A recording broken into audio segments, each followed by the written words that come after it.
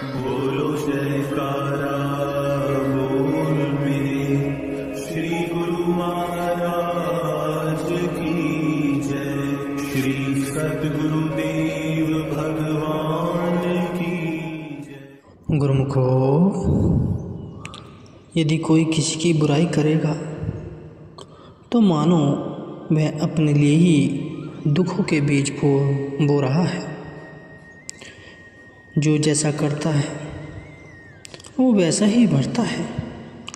अतएव प्राणी मात्र को अपने जीवन में श्रेष्ठ कर्म ही करने चाहिए। भूल कर भी कभी दूसरों का अहित नहीं करना चाहिए। कहावत है कि अगर कोई किसी के लिए गड्ढा खोदता है तो वह पहले स्वयं ही उसमें गिरता है। उसका स्पष्ट प्रमाण इस प्रकार है। किसी गांव में दो पड़ोसी रहा करते थे। उनमें एक तो गांव के मुखिया का घर था तथा दूसरा घर अत्यंत निर्धन एवं दरिद्रता वाला था। मुखिया का घराना तो धन धान्य से संपन्न और सुखी था। रहने को विशाल हवेली, गाय भैंस, नौकर चाकर सब कुछ थे। दूसरी तरफ बूढ़े किसान के पास कुछ भी नहीं, केवल एक टूटा फूटा झोपड़ा और थोड़ी सी जमीन थी जिस पर वह गरीब जीवन व्यतीत कर रहा था। संयोग की बात है, दोनों पड़ोसी के एकलौते बेटे थे और लगभग सम आयु के ही थे। अतः दोनों बच्चे साथ साथ खेलते, जिससे उनमें परस्पर घनिष्ठ प्यार हो गया। मुखिया का बेटा धनवान होने के कारण अपने निर्धन मित्र को मित्रता के नाते कभी कभी अपने घर से खाने के पदार्थ ला देता तथा अपने पुराने कपड़े भी उसे पहनने को दे देता था, जैसा कि प्राय मित्रों में हुआ करता है। परंतु मुखिया अपने पुत्र की निर्धन बालक से मित्रता को देखकर मन ही मन कूट जाता,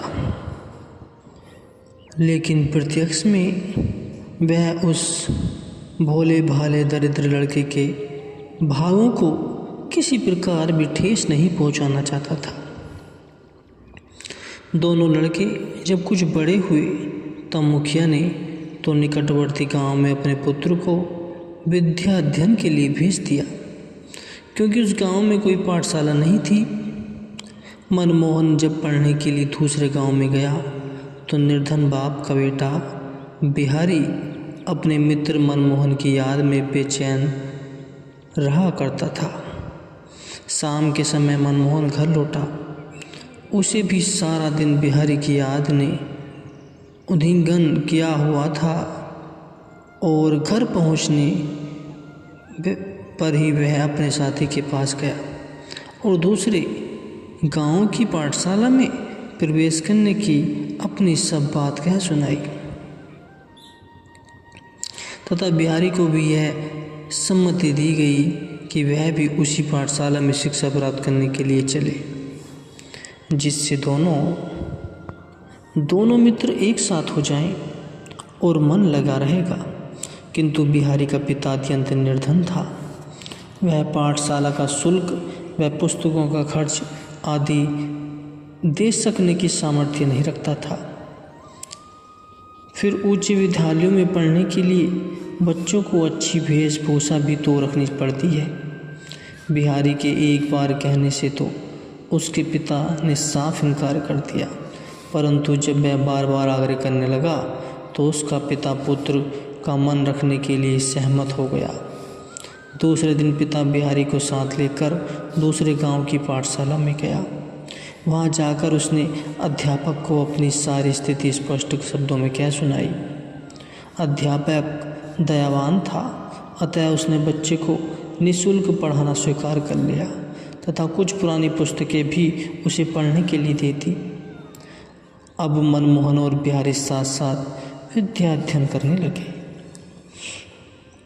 मनमोहन तो उजले एवं बढ़िया कीमती वस्त्र धारण करके नई नई पुस्तकें और मखमली बस्ते में डाल बगल में दाबे हुआ होता था और बिहारी फटे पुराने चीथड़ों में लिपटा हुआ। वह मेरे थैली में पुरानी पुस्तकें डाले पाठशाला जाता। फिर भी विलक्षण मस्तिष्क रखने वाला बिहारी अध्यापक की आंखों का तारा बन गया, जबकि मनमोहन धनाढ्य होने पर भी उन्हें इतना प्रिय न लगता था, क्योंकि वह मंद बुद्धि व चपल प्रकृति का था। पढ़ने में भी असावधान रहता था। बिहारी वैसे भी तीव्र बुद्धि वाला, होनहार, सरल स्वभाव का, भद्र एवं विनय संपन्न लड़का था। परिणाम यह हुआ कि समस्त अध्यापक मनमोहन की अपेक्षा बिहारी से अधिक स्नेह रखते और उस पर कृपा भी करते। मनमोहन को तो पढ़ाई में कमज़ोर होने के कारण पाठशाला में प्राय डांट पड़ती, मार पड़ती, जबकि बिहारी को असातित्य योग्यता के कारण अध्यापकों से पुरस्कार भी प्राप्त हो जाया करता था। इतनी विषमता होने पर भी दोनों मित्रों में परस्पर स्नेह के तार लंबे ही होते गए। वे पूर्वतः हार्दिक प्रीति करते थे। इसी प्रकार 2-3 वर्ष निकल गए। समय बीतने पर परीक्षा के दिन आए। परिश्रमी विद्यार्थी बिहारी तीव्र बुद्धि के होने के कारण विद्यालय में सर्वप्रथम रहा और मनमोहन मंदबुद्धि होने से असफल हुआ। किंतु जब मनमोहन के पिता ने बिहारी के सर्वप्रथम आने की एवं अपने पुत्र के उत्तीर्ण होने की बात सुनी, तो उसके हृदय में पूर्व संचित ईर्ष्या अग्नि प्रचंड हो गई। वह तो पहले ही निर्धनता के कारण उससे द्वेष रखता था तथा अब कहने लगा कि निर्धन बिहारी की संगति ने मेरे लाडले पुत्र को बुरा बना डाला। वाह, भला यह कैसे हो सकता है कि निर्धन पुत्र सर्वप्रथम आए और धनवान का पुत्र असफल हो रहा है। इतना कहता कहता आग बबूला हो उठा। क्रोधावेश में उसकी मनोवृत्ति ने पाशविक रूप धारण कर लिया तथा उसने बिहारी के प्राण हर लेने की योजना बना डाली।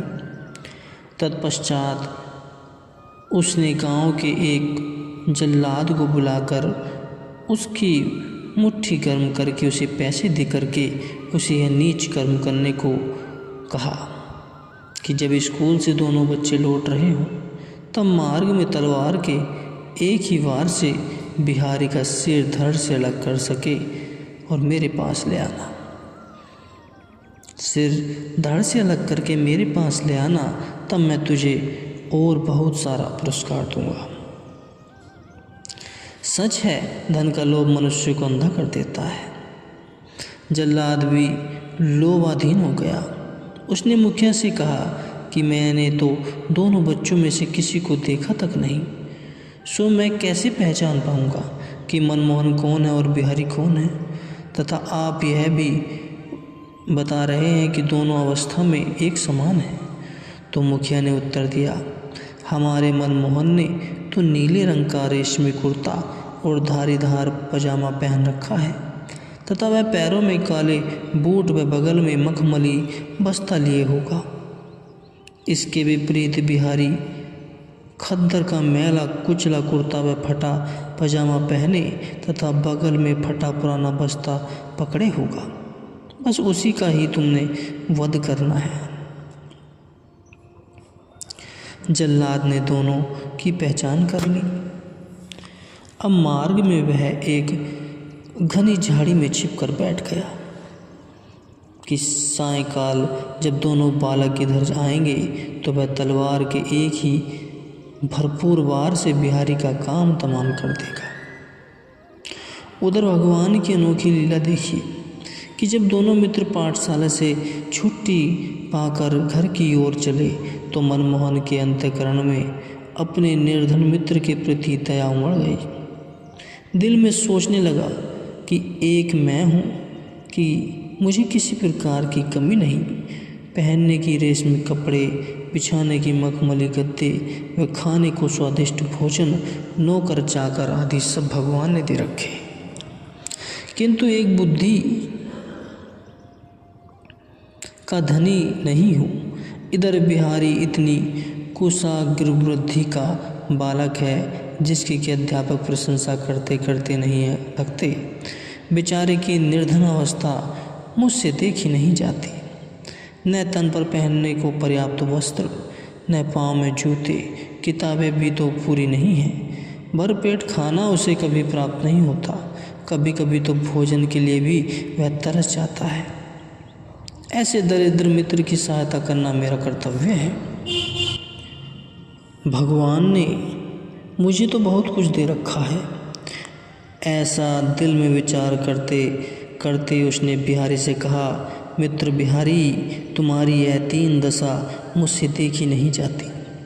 आओ आज तुम और हम आपस में कपड़े परिवर्तित कर लें। तुम मेरे ये नए कपड़े पहन लो तथा मैं तुम्हारे फटे पुराने कपड़े पहन लेता हूँ। मुझे तो घर से ऐसे नए कपड़े और भी मिल जाएंगे, परंतु तुम्हें कहाँ से मिलेंगे। इस पर बिहारी ने आपत्ति की, तुम्हारे पिताजी धनाढ्य हैं, बड़े आदमी हैं। ऐसा देख वे तुमसे नाराज होंगे, कदाचित मारेंगे भी। परंतु मनमोहन तो आज अपने हट पर अड़ा हुआ था। भाग्य उससे कुछ और जो कराना चाहता था। वह बोला, अजी यदि पिताजी कपड़े देने पर मुझसे रूठ जाते हैं तो उन्हें होने दो। मेरे पास क्या कपड़ों की कमी है। लो ये मेरे कपड़े पहन लो, जल्दी से और उतार दो ये सारे चीथड़े। तुम जैसे प्रतिभा संपन्न बालक के तन पर ये गंदे कपड़े शोभा नहीं देते। लाओ जरा हम भी आज गरीब वेश धारण करने का आनंद ले लें। यह कहकर मोहन ने बरबस अपने बढ़िया कपड़े बिहारी को पहना दिए तथा बिहारी के मैले फटे कपड़े स्वयं धारण कर लिए। इसके बाद उसने अपने काले रंग के बूट रेशमी पीतों वाले भी बिहारी को पहना दिए और अंत में अपना मखमली बस्ता भी नई किताबों सहित बिहारी को देकर उसका फटा बस्ता स्वयं थाम लिया। इसके बाद दोनों मित्र हंसते हंसते खेलते खेलते घर की ओर चल दिए। दुष्ट जल्लाद साहूकार के धन के लोभ में बैठा हुआ था, झाड़ी में छिपा हुआ था कि दोनों बच्चे इधर से गुजरेंगे तो वह गरीब बिहारी के प्राण ले लेगा। हमरे मन कछु और है, विधना के कछु और। बाली कहावत यहाँ अक्सर घटित होती है। जल्लाद को क्या मालूम था कि बच्चों का रंग ढंग भी बदल चुका है।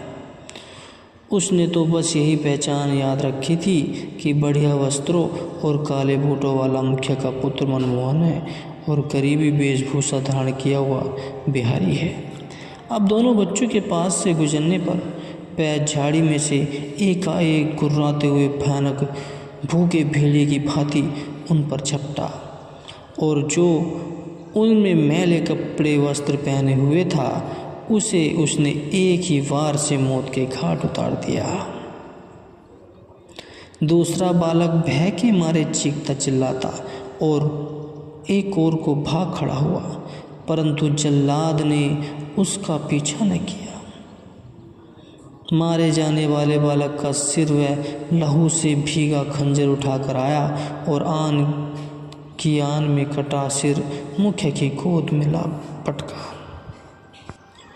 मुखिया ने जब अपने प्रिय पुत्र का कटा हुआ सिर देखा तो उसके मुख से निकला कि हाय जालिम, यह क्या किया तूने। हाय मेरा लाडला बच्चा। और एक दर्द भरी चीख के साथ उसके हृदय की धड़कन धीमी पड़ गई। दुष्ट ने अपनी करनी का फल पा लिया था। यह किसी ने सत्य ही कहा है कि जो दूसरों के लिए गड्ढा खोदता है वह पहले स्वयं उसमें गिरता है।